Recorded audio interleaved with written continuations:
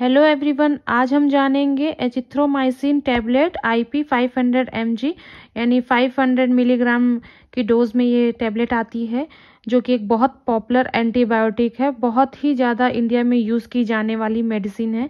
आज हम इसके बारे में कुछ जानकारी इस वीडियो में शेयर करेंगे। तो एजिथ्रोमाइसिन जो है ये एक एंटीबायोटिक है, मतलब ये बैक्टीरिया को मारने के खिलाफ में काम करती है। और ना तो ये किसी वायरस को और ना ही किसी प्रोटोजोआ ना हेलमिंथेस, ये इन सब चीज़ों पे वर्क नहीं करती है। सिर्फ ये बैक्टीरिया को मारने का काम करती है। तो ऐसे इन्फेक्शन जो बैक्टीरिया से होते हैं उनके लिए ये मेडिसिन बहुत ही ज़्यादा यूज़ की जाने वाली मेडिसिन है और बहुत ही ब्रॉड स्पेक्ट्रम में ये एंटीबायोटिक यूज़ की जाती है। तो इसका मतलब हो गया कि ये जैसे जितने भी बैक्टीरिया हैं, ग्राम पॉजिटिव हो गए, ग्राम निगेटिव हो गए, और क्लेमाइडिया हो गया, और जैसे माइकोप्लाज्मा हो, इन सब में ये इन सबको ख़त्म करने में, इन सबको मारने में ये मेडिसिन यूज़ की जाती है। ये काफ़ी अच्छी एंटीबायोटिक है जो कि बैक्टीरिया को मारने का काम करती है। इसके मोड ऑफ एक्शन की बात करें तो ये बैक्टीरिया जो है, ये जो मेडिसिन है, ये बैक्टीरिया के प्रोटीन सिंथेसिस को ही रोक देती है। और जब प्रोटीन सिंथेसिस किसी बैक्टीरिया का रुक जाता है, जिससे प्रोटीन बैक्टीरिया का प्रोटीन नहीं बन पाता, और प्रोटीन नहीं बनेगा तो बैक्टीरिया जो है वो डेड हो जाएगा। और बैक्टीरिया डेड यानी कि उस बैक्टीरिया से होने वाली बीमारी भी धीरे धीरे समाप्त हो जाएगी। तो इस तरीके से ये एजिथ्रोमाइसिन बैक्टीरिया पे काम करती है। तो इसका इंडिकेशन है ये है कि ज़्यादातर केस जैसे कि रिस्पायरेटरी इन्फेक्शन है, मतलब कि सांस लेने से संबंधित जितनी भी बीमारी हैं उन सब में ये एजिथ्रोमाइसिन यूज़ करते हैं। और जैसे न्यूमोनिया हो गया, और किसी किसी का गला खराब हो जाता है, उसको फेरेंजाइटिस बोलते हैं। और गले में दर्द हो रहा हो, और ये जो गले में लिम्फ होते हैं वो उसमें सूजन आ जाती है, तो उसको टॉन्सिलाइटिस बोलते हैं। राइनाइटिस हो गया जो कि नाक का एक इन्फेक्शन है, और साइनोसाइटिस हो गया, ये भी एक नाक का इन्फेक्शन है। तो ये सब चीज़ें जो इन्फेक्शन है ये बैक्टीरिया के ही कारण होती हैं, और इन बैक्टीरिया को ख़त्म करने के लिए ये एजिथ्रोमाइसिन टैबलेट जो है बहुत ज़्यादा यूज़ की जाने वाली दवा है। तो क्योंकि ये ग्राम पॉजिटिव में काफ़ी अच्छे से वर्क करती है, तो इसका मतलब ये मतलब ग्राम निगेटिव से ज़्यादा ग्राम पॉजिटिव बैक्टीरिया पे ज़्यादा अच्छे से वर्क करती है। और जैसे आपने देखा होगा, जो जानते होंगे, जो टाइफाइड फीवर है, टाइफाइड फीवर जो कि कंटामिनेटेड फूड और वाटर से ज़्यादातर होने वाली बीमारी है, मतलब फीवर है, तो ये उस पर भी बहुत अच्छा वर्क करती है। और एसटीडी, सेक्सुअल ट्रांसमिटेड डिसीज़ जितनी भी हो गई, तो इनमें भी ये रोल अच्छा करती है। और भी एजिथ्रोमाइसिन का यूज़ की बात की जाए तो ये एक बहुत ही नॉर्मल दवा है। और जैसे इसका एक रोल ये भी हमने देखा गया है कि जैसे जो ट्यूबरकुलोसिस होती है, अगर उसमें रेजिस्टेंट आ जाए या फिर कोई एटिपिकल ट्यूबरकुलोसिस का केस आ जाए, तो उसमें भी एजिथ्रोमाइसिन यूज़ होती है। तो इसके अलावा ये 4-5 इंडिकेशन है।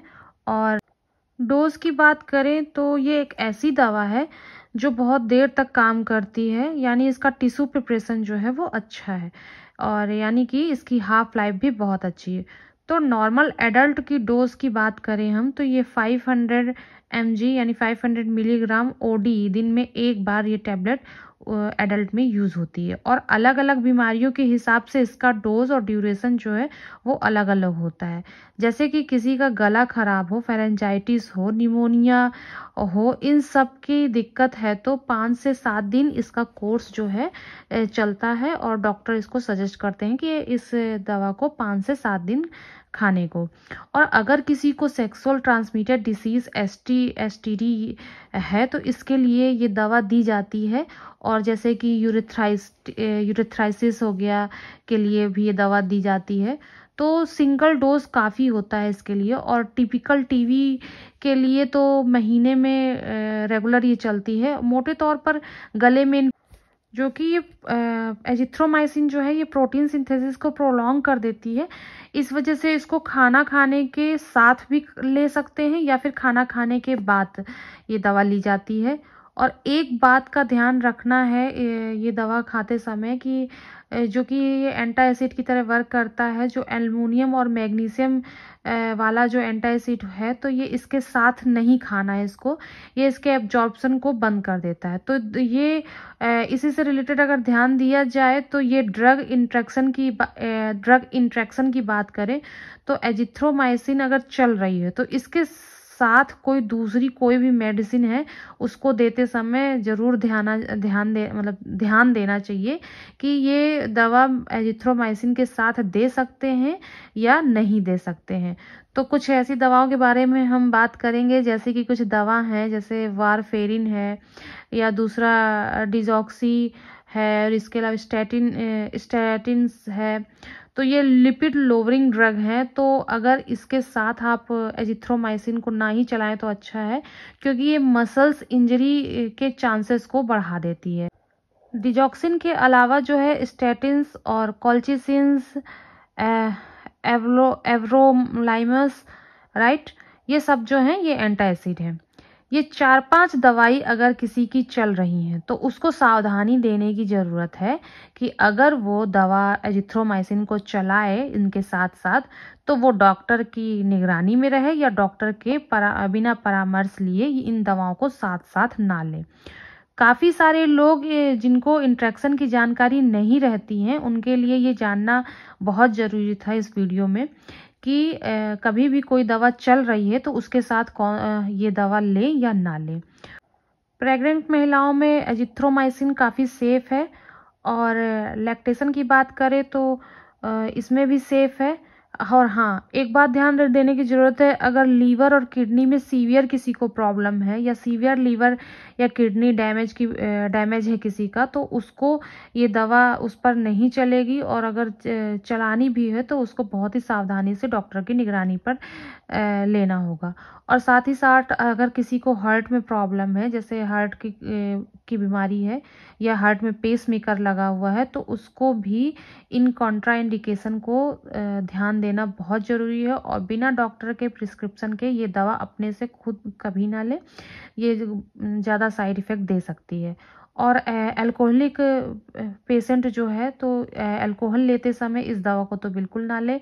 और हाँ, डोज की बात करें तो जब भी डॉक्टर इसको प्रिस्क्राइब करते हैं तो पूरा डोज लें, कम से कम 5 दिन, और या फिर जितना डॉक्टर आपको प्रिस्क्राइब करता है, क्योंकि अगर आप ऐसा करते हैं कि 1 दिन खाते हैं या 2 दिन खाते हैं और छोड़ देते हैं ये दवा, तो जो बैक्टीरिया होता है वो रेजिस्टेंट हो जाता है। फिर आप दोबारा जब वो दवा खाते हैं तो वो बैक्टीरिया पे वो दवा असर नहीं करती है और आपकी बीमारी बढ़ जाती है।